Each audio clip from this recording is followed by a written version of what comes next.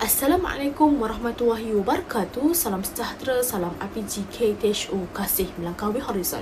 Salam IPGM, peneraju kecemerlangan pendidikan guru bertaraf dunia. Salam Malaysia Madani. Yang berusaha Encik Muhammad Aminuddin bin Abu Bakar, pengarah IPG Kampus Tun Hussein On. Yang dihormati Dr. Muhammad Zahiri bin Hussein, Timbalan Pengarah IPG Kampus Tun Hussein On.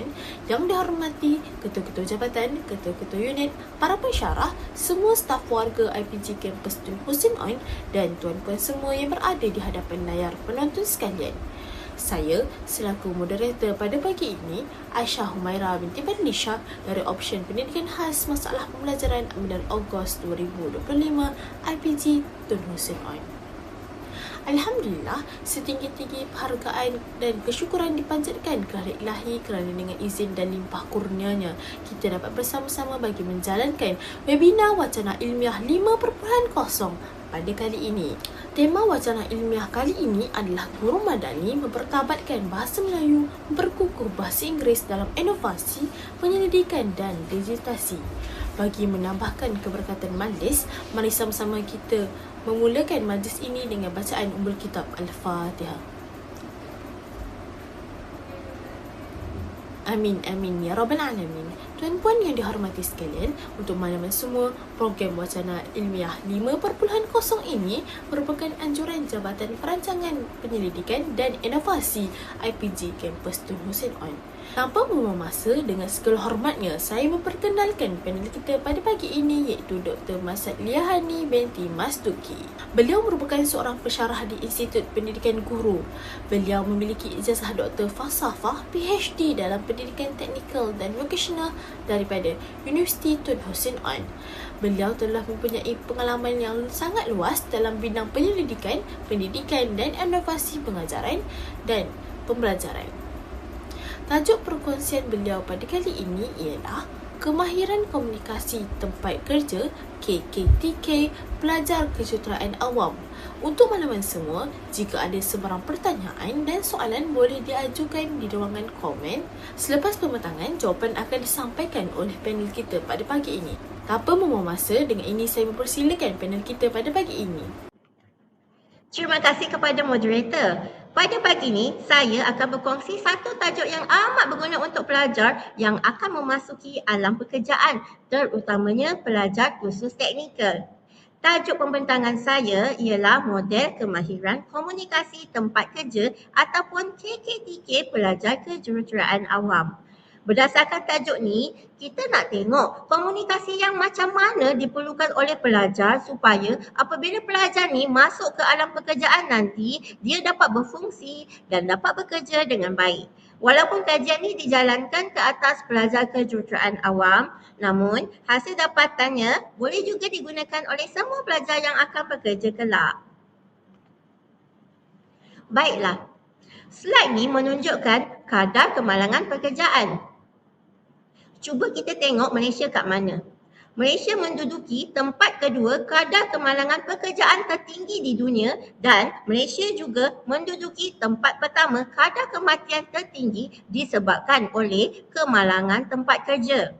Pembinaan pula ialah sektor ketiga tertinggi yang menyumbang kepada kemalangan pekerjaan di Malaysia. Jadi apabila kita lihat gambar-gambar pada slide ni, selalunya kita akan fikir kejadian kemalangan seperti ini terjadi disebabkan kecuaian ataupun struktur binaan yang tidak kukuh, kan? Tapi kita semua tak sedar kejadian seperti kegagalan binaan ni salah satu puncanya adalah kegagalan komunikasi di tempat kerja. Sebenarnya, kegagalan pelajar membangunkan kemahiran komunikasi semasa di institusi pengajian tinggi adalah penyebab utama kepada kegagalan komunikasi di tempat kerja, di mana ia boleh menyebabkan kemalangan dan kehilangan nyawa. Kebanyakan kemalangan dekat tapak bina ni adalah disebabkan oleh kegagalan komunikasi, di mana kegagalan komunikasi ni boleh berlaku melalui penyampaian maklumat yang tidak tepat oleh ketua ataupun penyelia tapak. Kegagalan komunikasi juga boleh berlaku jika mesej yang disampaikan tu tak betul ataupun tak jelas. Kegagalan komunikasi juga boleh menyebabkan penundaan projek binaan. Seperti yang dapat kita tengok pada slide ni, masalah komunikasi menjadi punca utama. Jadi bila penundaan projek binaan ni akan menyebabkan banyak masalah-masalah lain, terutamanya syarikat akan menjadi rugilah. Masalah komunikasi ini adalah masalah global. Jika dilihat di Malaysia, 81% syarikat melaporkan kelemahan komunikasi tempat kerja ialah kelemahan utama graduan negara ni. Dengan 9/10 majikan berhadapan dengan pekerja yang mempunyai masalah komunikasi. Kajian-kajian lepas juga menunjukkan kemahiran komunikasi pelajar kejuruteraan politeknik berada di tahap yang lemah. Ini menunjukkan bahawa kemahiran komunikasi pelajar perlu dipertingkatkan sebelum mereka memasuki alam pekerjaan. Majikan masa kini sebenarnya dia nak graduan kejuruteraan ni apabila tamat je belajar dah ada kebolehan komunikasi tempat kerja. Inilah antara sebab masih ramai graduan menganggur. Sebab majikan ni dia sedar kalau komunikasi graduan tak bagus, impaknya sangat besar. Di mana boleh berlaku salah faham di tempat kerja yang menyebabkan banyak kesan lain seperti kemalangan, kesalahan buat kerja, kegagalan bekerja dalam pasukan dan sebagainya. Sebab tu, masa pelajar buat latihan industri, mereka kena tonjolkan kebolehan komunikasi yang baik bagi menjamin tempat dalam industri. Masalah komunikasi di tempat kerja kejuruteraan awam adalah seperti yang pertama, gagal mendengar dengan tepat. Yang ni contohnya ketua cakap lain, dia buat lain. Yang kedua, gagal menulis dengan baik untuk difahami oleh pembaca. Contohnya email ataupun memo, kalau kita salah tulis, pembaca akan salah faham. Yang ketiganya, kesilapan memberi isyarat bukan lisan. Yang ini pentinglah di tapak bina terutamanya. Kalau kita salah bagi isyarat ataupun penerima salah faham, boleh berlaku kemalangan. Yang keempat, gagal menyampaikan arahan dengan tepat. Okey, kalau arahan yang diberi pun salah, mestilah kerja yang dibuat pekerja akan salah kan? Yang kelima ialah penyampaian maklumat palsu. Yang ni selalunya dekat media sosial seperti WhatsApp. Okey, maklumat palsu ni boleh sebabkan salah faham dan konflik dalam mana-mana organisasi pun. Betul tak? Okey, yang keenam, gagal menyelesaikan konflik dalam pasukan. Yang ni, keadaan ni boleh menyebabkan bermasam muka dalam kalangan rakan sekerja. Lepas tu, task yang diberi mungkin tak siap sebab tak ada kerjasama. Dan perkara ni juga yang menyebabkan graduan tidak tahan lama bekerja di satu-satu company tu.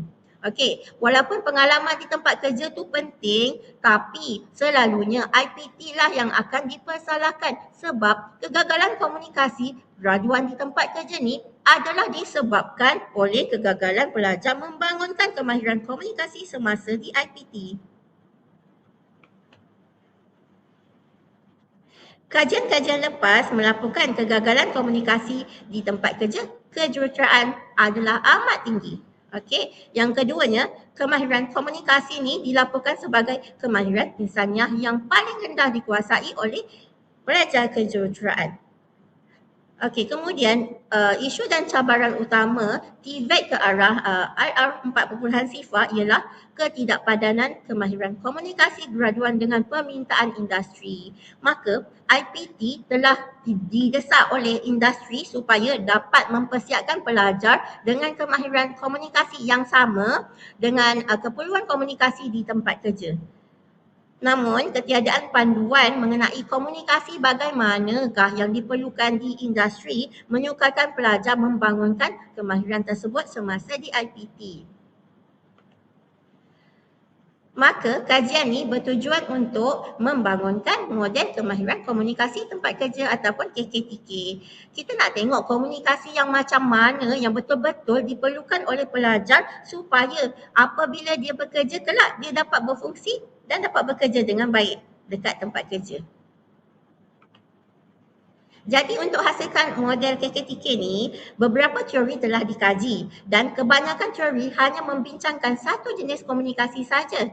Tetapi ada satu teori ni namanya teori komunikasi interpersonal, yang teori ni dia membincangkan tentang komunikasi interpersonal yang juga merangkumi komunikasi lisan, sementara ada satu lagi teori genre, dia membincangkan 3 jenis komunikasi, iaitu komunikasi lisan, bertulis dan juga visual.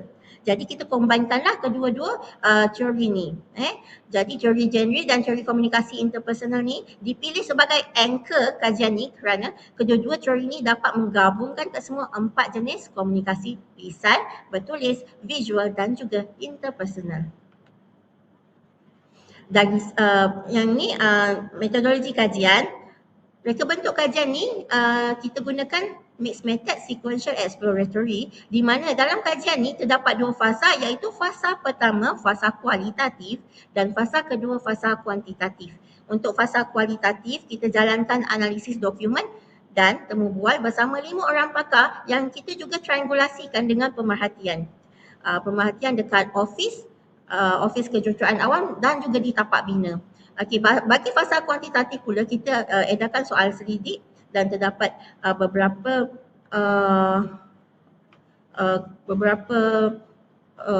prosedur lainlah untuk kuantitatif ni, contohnya EFA dan juga CFA.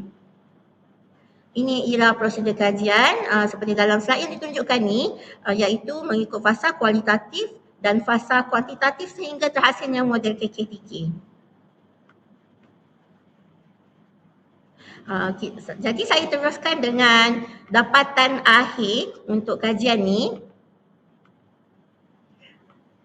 Okey, ini ialah model gabungan yang mengandungi keempat-empat konstruk, iaitu komunikasi lisan, bertulis, visual dan juga interpersonal. Model ni dia terhasil daripada proses confirmatory factor analysis ataupun CFA.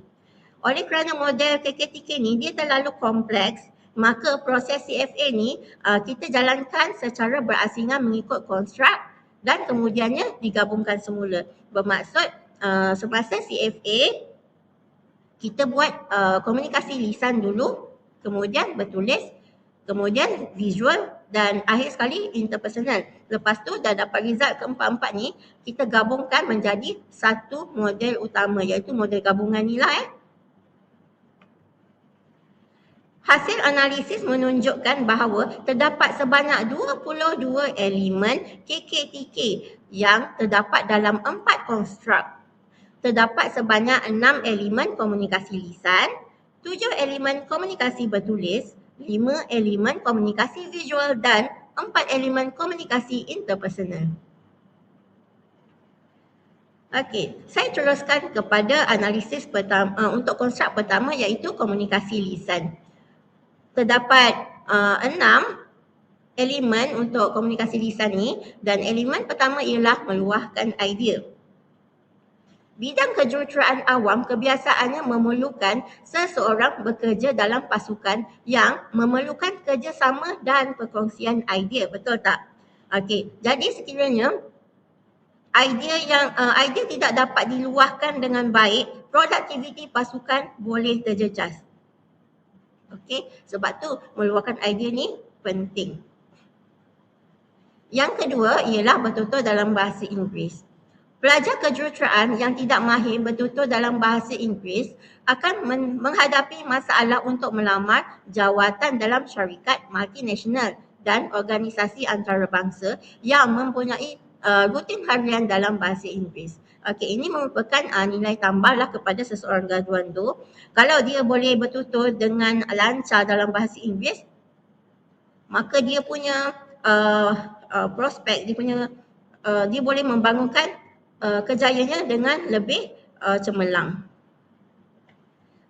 Okey, yang ketiga ialah arahan lisan. Arahan lisan ni di tapak pembinaan sangat-sangat penting, di mana tiada kesilapan dalam memberi dan menerima arahan boleh dilakukan supaya projek berjalan dengan lancar dan tidak menghadapi sebarang masalah. Kalau salah bagi arahan, kesan negatifnya terlalu banyak. Okey, mungkin projek akan ditunda, binaan yang dibuat tak ikut spek dan sebagainya lah. Okey, yang keempat ialah taklimat. Taklimat selalunya disampaikan kepada pekerja bawahan iaitu pekerja am. Okey, yang ini dipanggil toolbox meeting. Taklimat ni adalah penting dalam sesebuah organisasi kejuruteraan awam sebab pelbagai elemen boleh dimasukkan semasa menjalankan taklimat. Contohnya arahan, demonstrasi, pesanan amalan keselamatan, perbincangan dan sebagainya. Elemen kelima ialah pembentangan lisan. Pelajar perlu menunjukkan keyakinan yang tinggi dan tidak boleh malu ketika membuat pembentangan. Kemahiran ni penting sebab kekuatan utama graduan dalam komunikasi yang dicari oleh majikan adalah komunikasi lisan, terutamanya kemampuan untuk menyampaikan pembentangan yang memberi impak dan berkesan. Elemen terakhir dalam konstruk komunikasi lisan ialah perbualan telefon. Okey, nampak macam simple ya, perbualan telefon je, tapi oleh kerana bahasa badan tidak dapat dilihat semasa perbualan telefon ni, pelajar perlu mempunyai kemahiran bertutur dengan intonasi yang sesuai kerana gaya intonasi yang salah boleh menyebabkan salah faham kepada pendengar. Okey, selain itu bahasa yang dituturkan juga perlu sesuai mengikut pendengar sasaran bergantung kepada keformalitian sesuatu panggilan telefon. Contohnya perbualan telefon bersama rakan, pelanggan, kontraktor dan sebagainya. Ada satu kajian ni oleh Miss Nan et al. 2009. Dia mendapati komunikasi lisan menggunakan telefon ni adalah antara komunikasi di tapak pembinaan yang paling berkesan. Sebab dekat tapak binaan kan besar, jadi kalau seorang di sini dan seorang di sana, telefonlah yang paling cepat kan. Nak bagi instruction, nak berbincang, telefonlah yang paling mudah daripada kena berjumpa, baik telefon je kalau kat tapak bina tu. Saya teruskan pula dengan komunikasi bertulis. Terdapat sebanyak 7 elemen dalam konstruk komunikasi bertulis. Okey, yang pertama ialah tender. Tender ni, kenapa penulisan tender ni penting? Okey, sebab tender ni ialah cara untuk sesebuah company itu mendapatkan projek melalui persaingan dengan company-company lain. Okey, penulisan tender yang betul, lengkap dan baik akan menjamin kejayaan perolehan sesuatu tender ataupun projek. Jadi pelajar perlu benar-benar menguasai kemahiran penulisan tender supaya penulisan tender yang salah dan tak tepat dapat dielakkan. Okey, sebab dalam penulisan tender pun ada pengiraan dan sebagainya kan. Jadi kena buat betul-betul. Jadi sebenarnya majikan masa kini ni dia menjangkakan pelajar telah mempelajari penulisan tender ni semasa dekat IPT lagi. Okey, jadi kena benar-benar menguasai. Yang kedua ialah penulisan menerusi aplikasi telefon pintar. Yang ini macam media sosial seperti WhatsApp, Telegram. Okey, benda-benda ni dia dapat menjimatkan masa bagi banyak benda lah di tempat kerja, betul tak? Okey, contohnya sebagai pengganti arahan lisan dan perbincangan mengenai sesuatu perkara. Okey, yang ni boleh dibuat dalam talian saja tanpa perlu bersemuka. Okey, guna teks saja. Jadi oleh kerana bila kita type dekat WhatsApp, contohnya WhatsApp lah, orang tak nampak bahasa badan kita, tak dengar intonasi, jadi selalunya akan berlaku salah faham. Okey, sebab tu etika penulisan dalam WhatsApp tu kena ada. Okey, jadi pelajar perlu kuasai. Yang ketiga ialah memo. Oleh kerana penggunaan memo ni kerap selalulah digunakan di syarikat kejuruteraan awam, maka penulisan memo memerlukan pelajar menulis kandungannya dengan teliti supaya tidak disalahfaham oleh penerima. Okey, yang keempat ialah kelemahan pelajar dalam penulisan email adalah mungkin kerana mereka tidak didedahkan dengan tata cara dan etika penulisan yang betul.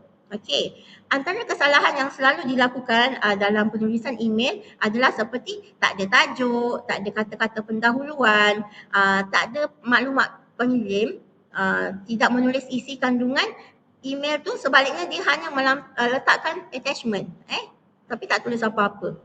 Okey, jadi tak bolehlah macam tu. Pelajar perlu menguasai betul-betul kemahiran menulis email ni. Yang kelima, untuk laporan ya. Okey, elemen laporan ni yang paling penting bagi sebuah projek binaan ialah laporan kemajuan projek yang menuntut seseorang pekerja tu memahirkan diri dalam penulisan laporan ni supaya dia dapat bekerja dengan efektif. Kemudian ialah bahasa penulisan. Bahasa penulisan di syarikat kejuruteraan bergantung kepada jenis penulisan tersebut, sama ada penulisan laporan, minit mesyuarat, tender, memo, brosur ataupun penulisan dekat media sosial. Bergantung kepada bahasa pembaca sasaran. Contohnya, tender mungkin diisi dalam bahasa Melayu, tapi brosur mungkin dibuat dalam pelbagai bahasa bergantung kepada pembaca sasaran. Elemen yang terakhir dalam komunikasi bertulis ialah penulisan pengiraan kerja binaan. Yang ini, elemen ini merupakan elemen baharu yang terhasil dalam kajian ni dan tidak terdapat dalam kajian-kajian lepas. Elemen ni dia penting dan sesuai diamalkan di tempat kerja kejuruteraan awam sebab sekiranya penulisan pengiraan bagi sesuatu kerja binaan ni tidak ditulis dengan betul dan teliti, kesalahan dalam pembinaan sebenar akan berlaku dan boleh menyebabkan kegagalan binaan berfungsi dengan baik dan boleh mengakibatkan kemalangan. Penulisan pengiraan yang tidak jelas akan menjejaskan hasil binaan. Contohnya ya, penulisan pengiraan adunan konkrit yang tersalah akan menjejaskan kualiti konkrit yang terhasil. Okey, maka penulisan pengiraan kerja binaan ni perlu dilakukan dengan berhati-hati tanpa ada sebarang kesalahan seperti terlebih ataupun terkurang nombor. Walaupun terkurang sifar katakan, ia akan menyebabkan kesalahan dalam kerja yang dihasilkan. Okey, saya pergi pula kepada konstruk komunikasi interpersonal. Terdapat sebanyak 4 elemen dalam konstruk interpersonal ni. Okey, yang pertama ialah elemen kemahiran bersosial. Okey, graduan kejuruteraan selalunya dia menghabiskan lebih banyak masa untuk kepentingan diri dia. Okey, seperti mengembangkan career dan mengerjakan projek. Tapi dia lupa satu benda yang lagi penting dari ni, iaitu membina hubungan yang baik di tempat kerja. Ada satu kajian ni oleh Gerwitz et al. Pada tahun 2018 mendapati penyesuaian diri dekat tempat kerja amat penting terutama dalam 3 bulan pertama graduan kejuruteraan bekerja. Okey, jadi sekiranya hubungan yang baik tidak dapat dibina dalam waktu 3 bulan ni, konflik di tempat kerja akan terjadi sebab graduan akan mengalami kesukaran untuk berinteraksi dan menyebabkan salah faham. Elemen kedua ialah kerjasama dalam pasukan. Melalui kerjasama, pelajar bukan sahaja dapat membina semangat kerja berpasukan, malah dapat meningkatkan kemahiran insaniah ataupun employability skill yang lain seperti kemahiran bersosial. Lagipun dalam organisasi kejuruteraan awam ni, kita tak boleh bekerja sendiri. Sebaliknya memerlukan kerjasama dalam pasukan untuk menjayakan sesuatu projek. Okey, elemen ketiga ialah elemen pengurusan konflik. Pelajar perlu belajar pelbagai kaedah pengurusan konflik dekat tempat kerja sebab sebagai graduan kejuruteraan awam, pelajar akan jadi penyelia tapak ataupun pengurus projek di mana mereka akan berhadapan dengan pelbagai konflik berkaitan projek di tapak pembinaan seperti contohnya konflik pekerja am yang enggan membetulkan kesalahan binaan. Okey, pekerja am tu dia dah buat, contohlah kan, dia dah buat binaan, contohnya dia dah buat longkang. Okey, tapi bila penyelia tapak ataupun graduan ni dia cek terdapat kesalahan, dia tak ikut spek. Jadi akan berlaku konflik lah kalau pekerja tu tak nak betulkan sebab dia dah buat, dia tak nak betulkan, akan berlaku konflik. Okay, jadi pelajar memang kena ada kemahiran pengurusan konflik yang betul. Yang keempat, untuk elemen interpersonal ni ialah konsep pendiri. graduan kejuruteraan ni perlu mempunyai keyakinan yang tinggi bagi membolehkannya meyakinkan orang lain di tempat kerja dan juga di luar organisasi, terutamanya ketika berhadapan dengan pelanggan, pekerja bawahan, pembekal dan sebagainya. Okey, dia jumpa macam-macam orang kan. Okey, jadi kalau kita macam takut-takut nak bagi arahan ataupun nak buat keputusan, macam mana orang lain nak yakin dengan kebolehan kita? Betul tak? Okey, seterusnya ialah konstruk terakhir iaitu komunikasi visual. Dalam konstruk ni terdapat 5 elemen. Okey, yang elemen pertama ialah memanipulasi bahan ilustrasi. Okey, dekat tempat kerja kejuruteraan awam, komunikasi visual sangat penting. Okey, ilustrasi seperti lakaran, lukisan, foto, jadual, graf, lambang, logo, ikon dan sebagainya digunakan dengan sangat meluas dalam bidang kejuruteraan awam, terutamanya dalam pembentangan, laporan ataupun untuk berkongsi idea dan memberitahu sesuatu perkara secara visual. Okey, sesuatu idea dan cadangan di tempat kerja kejuruteraan awam ni selalunya disertai dengan lakaran, imej ataupun ilustrasi bagi memberi pemahaman kepada orang lain. Contohnya, perbincangan mengenai masalah di tapak pembinaan perlu disertai dengan gambar-gambar yang berkaitan dengan masalah tersebut. Okey, selain tu, bahan visual seperti gambar juga digunakan untuk menunjukkan kedudukan ataupun lokasi sesuatu tempat dan keadaan fizikal sesuatu elemen. Contohnya sungai, jalan, bangunan, jambatan dan sebagainya. Okey. Jadi banyak juga digunakan di dalam pelan. Okey, elemen kedua ialah demonstrasi.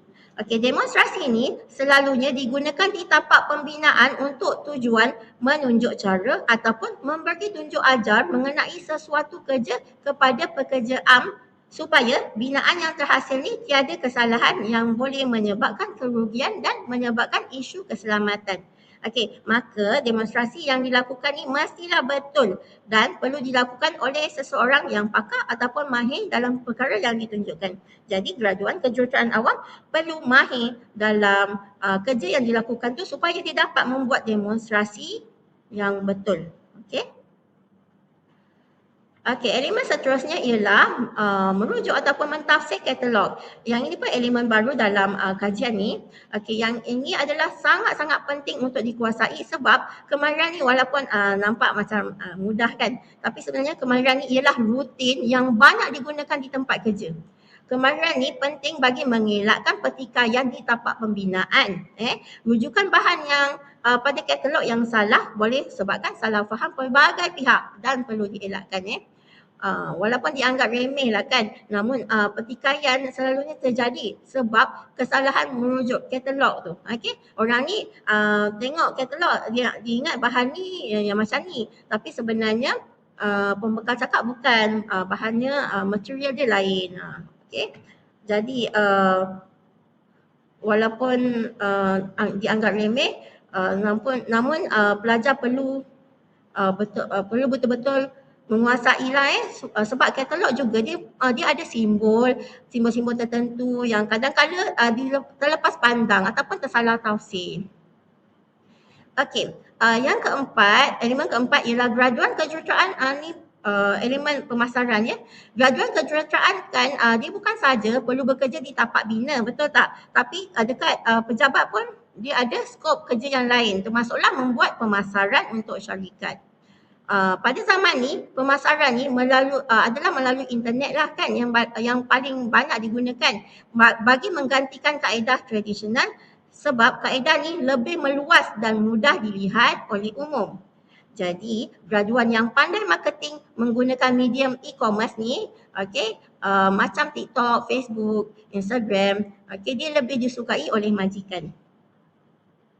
Okey, dan elemen terakhir dalam komunikasi visual ialah membaca ataupun mentafsir pelan. Pelajar perlu pastikan bahawa kemahiran ni dikuasai sepenuhnya sebab kesalahan dalam mentafsir pelan akan menimbulkan banyak keburukan seperti kesalahan ataupun kegagalan dalam binaan yang dibuat dan juga boleh menyebabkan kemalangan. Okey, runtuhan binaan juga dia boleh berlaku kalau kita salah tafsir pelan tu. Uh, Selain tu, kesalahan mentafsir pelan juga boleh menyebabkan penundaan projek binaan dan akan menyebabkan company rugilah.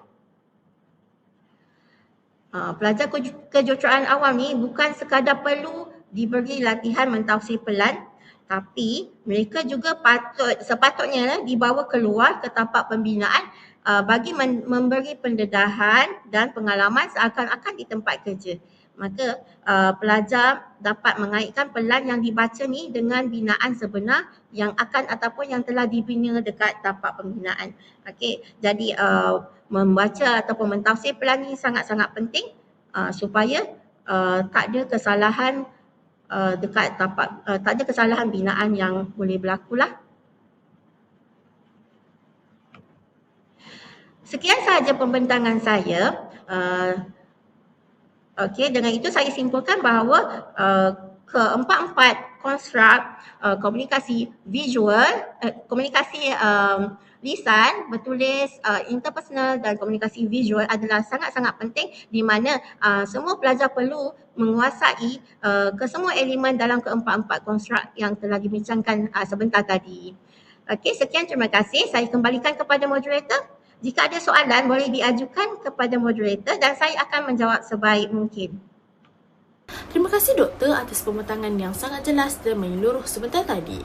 Dapat kita lihat bahawa kajian ini bukan sekadar membincangkan kemahiran komunikasi secara umum, tetapi memberi fokus yang sangat khusus kepada keperluan komunikasi sebenar di tempat kerja, khususnya dalam bidang kejuruteraan awam. Pembentangan tadi juga menunjukkan dengan jelas bahawa kegagalan komunikasi bukan isu yang kecil. Ia boleh membawa kepada salah faham, kesilapan kerja, penangguhan projek, malah boleh melibatkan aspek keselamatan dan nyawa. Apa yang menarik, kajian ini berjaya mengetengahkan bahawa masalah ini sebenarnya bermula seawal di institusi pengajian apabila pelajar belum benar-benar membangunkan kemahiran komunikasi yang sepatutnya. KKTK yang dibentangkan tadi kelihatan komprehensif kerana ia menggabungkan 4 bentuk komunikasi yang saling berkait iaitu lisan, tulisan, visual dan hubungan sesama manusia. Model ini juga telah disahkan secara empirik melalui kaedah yang mantap melibatkan analisis kualitatif dan kuantitatif. Walaupun kajian ini berfokus kepada pelajar kejuruteraan awam di Politeknik, isu yang dibincangkan sebenarnya bersifat sejagat dan relevan merentas bidang. Guru juga berhadapan dengan situasi tempat kerja yang memerlukan kemahiran berkomunikasi yang sangat tinggi, sama ada dalam bilik darjah, di sekolah maupun dengan pihak luar seperti ibu bapa dan komuniti. Doktor, ada 3 soalan yang diutarakan. Yang pertama, soalannya berbunyi, terdapat 4 konstruk KKTK dalam bidang kejuruteraan awam. Bagaimana model KKTK boleh diaplikasikan di IPG? Baik, walaupun model KKTK ni dia dibangunkan dalam konteks kejuruteraan awam kan, tapi hakikatnya keempat-empat konstruk yang dicadangkan iaitu komunikasi lisan, bertulis, visual dan interpersonal adalah bersifat universal. Maksud universalnya ni maksudnya boleh digunakan oleh semua. Tak kira siapa pun yang akan bekerja. Okey, dan sangat relevan untuk diaplikasikan di IPG, khususnya dalam melahirkan guru yang profesional dan bersedia menghadapi realiti di tempat kerja.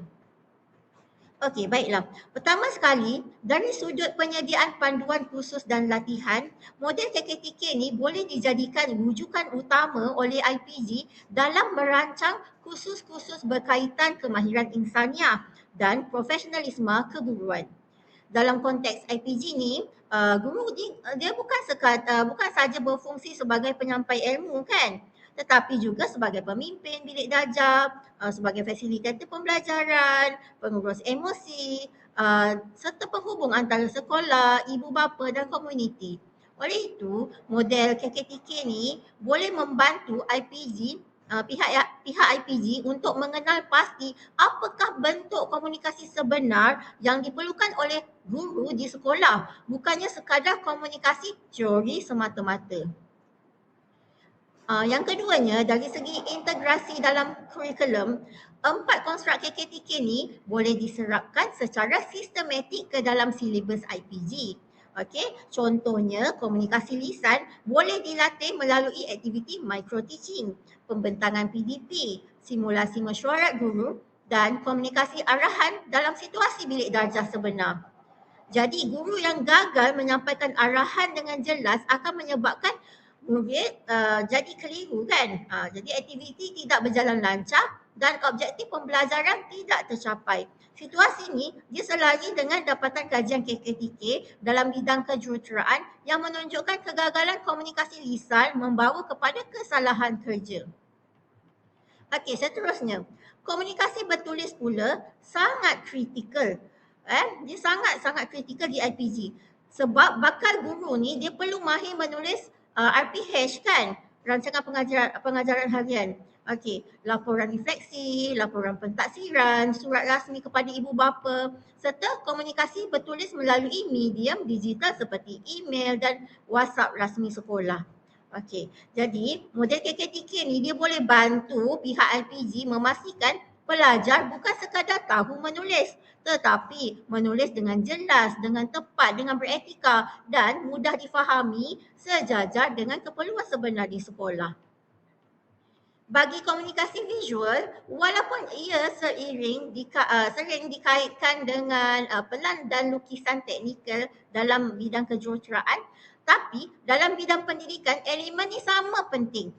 Guru dia perlu mahir mentafsir dan menghasilkan bahan visual seperti carta, graf pencapaian murid, infografik PDP, slide pembentangan serta bahan bantu mengajar digital. Betul tak? Okey, jadi dengan berpandukan model KKTK ni, IPG boleh melatih pelatih guru supaya bukan sahaja menggunakan visual secara estetik, tetapi juga bermakna dan menyokong kefahaman murid selaras dengan kehendak PDP abad ke-21. Okey, manakala komunikasi interpersonal pula, dia ialah teras utama profesion keguruan, kan? Sebab guru ni dia perlu berinteraksi dengan pelajar yang pelbagai latar belakang, dengan rakan sekerja, pentadbir sekolah dan juga ibu bapa. Kegagalan dalam kemahiran interpersonal dia boleh membawa kepada konflik, salah faham, tekanan kerja dan akhirnya akan menyebabkan guru tidak bertahan lama dalam profesion. Jadi, model KKTK yang menekankan elemen interpersonal ni boleh membantu pihak IPG untuk membentuk guru yang mampu mengurus konflik, bekerja dalam pasukan, menunjukkan empati dan profesionalisme, iaitu kemahiran yang sangat dituntut di sekolah. Selain itu juga, model KKTK ni dia boleh diaplikasikan dalam persediaan latihan industri ataupun praktikal pelajar IPG lah. Okey, sama seperti pelajar politeknik yang perlu bersedia ke industri, pelajar IPG juga perlu bersedia menghadapi budaya kerja sebenar di sekolah. Jadi model ni boleh dijadikan self-assessment tool kepada pelajar untuk menilai tahap kemahiran komunikasi mereka.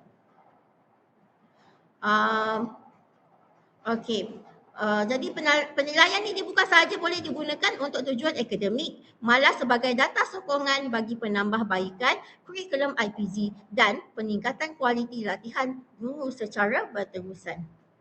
Jadi kesimpulannya di sini, walaupun model KKTK ni dibangunkan dalam bidang kejuruteraan awam, tapi aplikasinya di IPG adalah sangat-sangat relevan sebab keempat-empat konstruk komunikasi yang dicadangkan ni ialah teras kepada profesionalisme keguruan.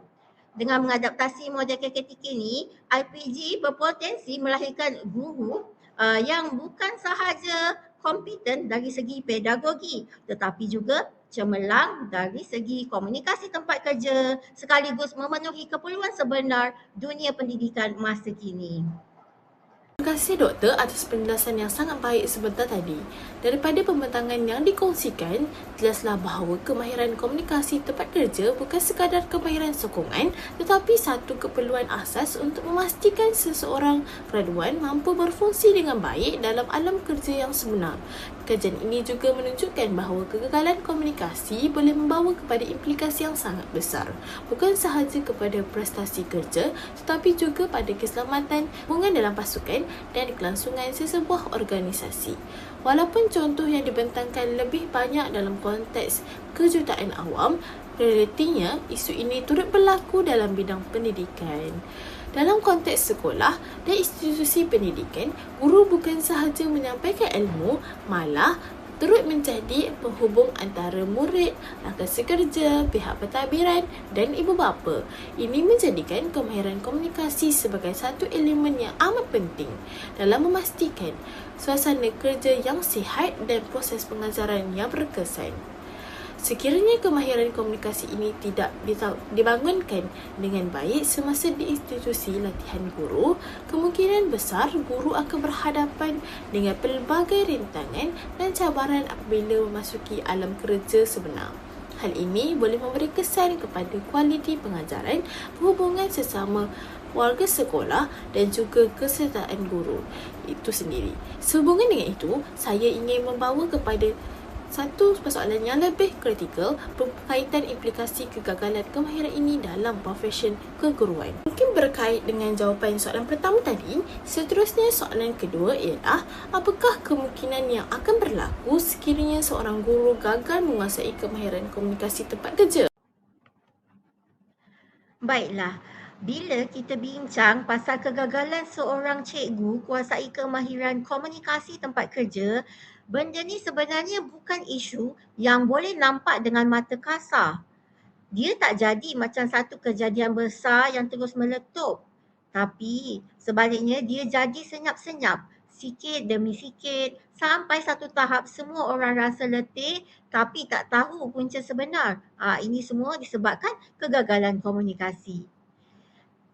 Contohnya, dalam suasana bilik kelas, komunikasi cikgu ialah nadi utama.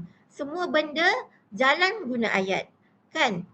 Semua benda jalan guna ayat, nada dan cara sampaian.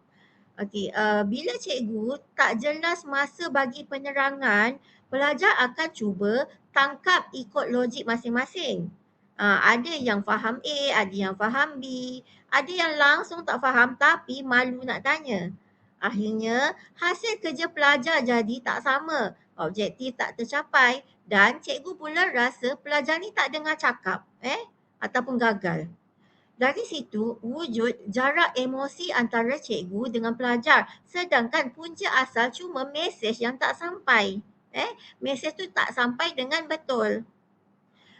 Jadi bila keadaan ni selalu terjadi, pelajar akan mula hilang keyakinan. Dia bukan hilang keyakinan pada subjek semata-mata tapi hilang yakin pada keupayaan diri dia sendiri. Dia rasa apa sahaja dia buat tetap salah sebab arahan asyik berubah-ubah ikut kefahaman cikgu. Dalam jangka masa yang lama pula pelajar akan jadi pasif, tunggu disuap dan takut untuk ambil inisiatif. Ini kesan komunikasi yang lemah, bukan kesan kelemahan akademik ya. Pelajar tu sebenarnya dia mampu, dia boleh. Tapi disebabkan komunikasi cikgu tu yang tak jelas, komunikasi cikgu yang tak sampai, dia akan memberi kesan kepada pelajar tu. Cikgu anggap dia lemah akademik, sebenarnya puncanya ialah komunikasi. Dalam konteks hubungan sesama cikgu pula, kegagalan komunikasi dia boleh buat suasana kerja jadi tegang tanpa sedar. Kadang-kadang bukan sebab ada konflik besar pun, tapi sebab ayat yang digunakan tak jaga nada. Ada mesej yang sepatutnya neutral, tapi bila dibaca bunyinya macam sindiran. Ada teguran yang sepatutnya dapat membantu, tapi nampak macam serangan.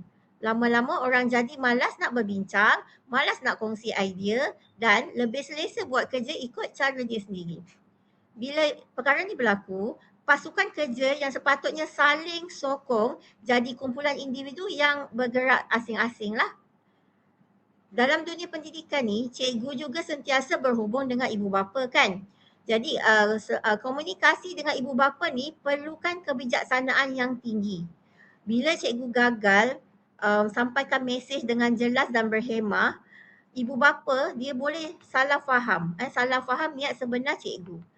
Isu kecil macam kehadiran ataupun tugasan boleh jadi isu emosi. Sekali kepercayaan ibu bapa tu tergugat, susah nak bina balik ya. Semua ni berpunca daripada komunikasi yang tak kemas, bukan niat jahat ataupun kurang komitmen cikgu. Satu benda yang selalu orang terlepas pandang ialah peranan cikgu sebagai contoh hidup, sebagai model. Pelajar ni dia bukan setakat dengar apa yang cikgu cakap, tapi dia perhati cara cikgu berinteraksi, cara cikgu tulis mesej, cara cikgu kawal emosi bila ada salah faham. Kalau cikgu tu mudah naik suara, dia gunakan ayat yang kasar ataupun tak pandai jelaskan pendirian dengan tenang, pelajar akan anggap gaya tu sebagai normal. Tanpa sedar, pelajar bawa gaya komunikasi tu ke dalam praktikal dan seterusnya ke alam pekerjaan yang sebenar. Jadi ni bahayalah, dia jadikan kita sebagai contoh kan. Jadi kita kenalah tunjukkan komunikasi yang betul. Komunikasi yang sepatutnya. Okey, jadi bila pelajar ni masuk ke tempat kerja nanti, masalah sama akan berulang tau. Salah faham arahan, konflik kecil jadi besar dan kerja pasukan jadi lemah. Majikan pula dia akan salahkan institusi pendidikan. Dia akan salahkan IPT sebab gagal melahirkan graduan yang kemahiran komunikasinya lemah.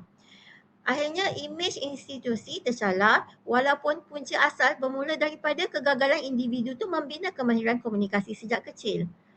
Okey, dalam jangka masa panjang, kegagalan kuasai kemahiran komunikasi di tempat kerja ni juga dia beri kesan pada kesejahteraan emosi cikgu tu sendiri. Bila mesej asyik tak sampai je, konflik akan selalu terjadi dan hubungan dengan pelajar dan rakan sekerja menjadi tidak sihat. Cikgu pun akan rasa penat emosi kan? Dia mungkin mula hilang minat, buat kerja sekadar cukup dan rasa terbeban walaupun beban sebenarnya bukanlah pada jumlah kerja tapi pada komunikasi yang tidak lancar. Kalau kita tengoklah kan dari sudut yang lebih luas, kegagalan komunikasi ni sebenarnya boleh jejaskan keselamatan dan kualiti kerja. Dalam bidang lain macam kejuruteraan awam, salah komunikasi boleh sebabkan kemalangan fizikal kan. Tapi dalam pendidikan pula, kesan dia mungkin tak nampak dalam bentuk kemalangan, tapi mungkin dalam bentuk pelajar yang hilang potensi, konflik berpanjangan dan budaya kerja yang tidak sihat. Dua-duanya sama bahaya, cuma bentuk dia yang berbeza. Sebab tu, kemahiran komunikasi tempat kerja bukan kemahiran yang tambahan. Bukan kemahiran tambahan yang boleh belajar sambil lewa. Dia ialah kemahiran asas yang patut dikuasai oleh semua guru. Bila guru kuasai kemahiran ni, arahan akan jadi jelas, hubungan jadi sihat dan suasana belajar jadi selesa. Bila cikgu gagal kuasai, kesan dia berantai dari bilik darjah ke bilik guru, ibu bapa dan akhirnya kepada masyarakat. Jadi kesimpulannya, kegagalan seseorang cikgu tu untuk kuasai kemahiran komunikasi tempat kerja bukan sekadar isu peribadi tapi isu sistem. Dia bermula dengan ayat yang tak jelas, berkembang jadi salah faham, kemudiannya jadi konflik dan akhirnya akan menjejaskan pelajar serta institusi tu. Sebab tu, kalau kita nak baiki kualiti pendidikan kita, kita tak boleh pandang ringan pada komunikasi. Dia bukan hiasan tapi asas kepada segala kerja yang kita buat. Terima kasih doktor atas pembentangan yang sangat menarik sebentar tadi. Daripada apa yang telah dikongsikan, jelaslah bahawa model KK3 yang dibangunkan ini menekankan kemahiran komunikasi yang benar-benar berlaku di tempat kerja sebenar, bukan sekadar kemahiran teori. Pembentangan tadi juga menunjukkan bahawa cabaran utama dunia kerja pada masa kini bukan sahaja terletak pada penguasaan ilmu teknikal, tetapi pada keupayaan graduan menyesuaikan kemahiran komunikasi mereka dengan perubahan kebutuhan persekitaran kerja. Perubahan ini semakin ketara apabila kita memasuki era digital dan IR 4.0, di mana hampir semua bentuk komunikasi kini menggunakan medium teknologi. Walaupun kajian ini memfokuskan kepada komunikasi lisan, tulisan, visual dan hubungan sesama manusia, realitinya keempat-empat bentuk komunikasi ini kini banyak berlaku melalui platform digital. Perubahan ini semakin ketara apabila kita memasuki era digital dan IR 4.0, di mana hampir semua bentuk komunikasi kini menggunakan medium teknologi. Walaupun kajian ini memfokuskan kepada komunikasi lisan, tulisan, visual dan hubungan sesama manusia, realitinya keempat-empat bentuk komunikasi ini kini banyak berlaku melalui platform digital. Tambahan pula, penggunaan teknologi baharu termasuk AI semakin meluas dalam penyelidikan bahan, penyampaian maklumat dan pengurusan tugasan di tempat kerja. Ini menimbulkan persoalan yang penting. Adakah kemahiran digital ini perlu dilihat sebagai satu kemahiran baharu yang berdiri sendiri, atau sebenarnya ia menyokong dan melengkapi kemahiran komunikasi sedia ada yang telah digariskan dalam model KKTK? Baiklah doktor, soalan ketiga pula ialah era IR 4.0 telah mendesak kita semua mempunyai kemahiran digital dengan pelbagai aplikasi dan kemahiran yang perlu dikuasai, terutamanya AI. Di manakah letaknya kemahiran digital ini dalam model KKTK? Okey, kalau kita tengok model KKTK ni, kemahiran digital sebenarnya dia tak diletakkan sebagai satu bahagian khas. Dia bukan komponen asing. Sebaliknya, kemahiran digital ni masuk dan sokong semua kemahiran komunikasi yang ada dalam model tu. Sebab apa? Sebab sekarang ni hampir semua komunikasi di tempat kerja guna medium digital. Sama ada kita sedar ataupun tak, baik di tempat kejuruteraan awam ataupun di tempat kerja lain seperti di sekolah. Contohnya dari segi komunikasi bertulis, sekarang ni kan kita tak tulis memo atas kertas sangat dah kan. Kita guna email, guna WhatsApp, Google Docs, sistem online dan sebagainya. Jadi walaupun mesej tu tulisan, kalau tak ada kemahiran digital, mesej boleh jadi tak jelas, salah faham atau nampak tak sopan. Kemahiran digital ni dia bantu kita sampaikan mesej dengan ayat yang kemas sesuai dengan situasi dan orang yang baca. Lepas tu, komunikasi visual. Visual hari ni dia bukan sekadar lukis atau tampal gambar. Kita guna slide, guna video, graf, bahan bantu mengajar secara digital. Dan kalau kita tak biasa dengan teknologi ni, susahlah kita nak sampaikan idea dengan jelas kan. Jadi kemahiran digital ni sebenarnya alat yang bantu visual jadi lebih senang difahami. Okey, seterusnya kalau dari segi komunikasi lisan dan hubungan sesama manusia kan, banyak komunikasi sekarang dia berlaku secara online. Okey, mesyuarat atas talian, mesej suara, panggilan video. Dalam situasi ni bukan sekadar apa kita cakap, tapi macam mana kita cakap tu jadi penting nada suara, timing, cara balas mesej, semua tu sebahagian daripada komunikasi. Kalau tak pandai urus benda ni, senang sangat jadi salah faham atau tegang dalam pasukan kerja. Macam bab AI pula sekarang ni memang tak boleh lari kan. AI ni dia bantu tulis teks, buat visual, susun maklumat dan sebagainya. Tapi AI ni dia alat je. Kalau asas komunikasi kita lemah, AI pun tak boleh tolong banyak. Okey, malah boleh jadi masalah kalau guna tanpa fikir. Kalau kita guna AI ni tanpa kita fikir, dia akan jadi masalah lain Jadi jelas kat sini kemahiran digital ni dan juga AI dia tak ganti kemahiran komunikasi tapi bergantung pada kemahiran tu. Kalau kita kaitkan dengan dunia pendidikan dan TVET pula kan, masalah utama sekarang ialah kemahiran komunikasi pelajar dia tak selari dengan apa yang tempat kerja nak. Model KKTK ni dia sebenarnya bantu rapatkan jurang tu. Walaupun guna teknologi, asas komunikasi tu masih dijaga. Okey, jadi kesimpulannya lah kan, kemahiran digital dalam model KKTK ni dia bukan benda asing tapi dia sokong semua bentuk komunikasi yang ada. Model ni dia kekal relevan sebab dia fokus dia pada cara manusia berkomunikasi, bukan semata-mata alat lah. Dia fokus pada cara kita berkomunikasi. Teknologi ni dia cuma medium je. Manusia dia tetap menjadi penentu sama ada komunikasi tu jadi jelas ataupun sebaliknya.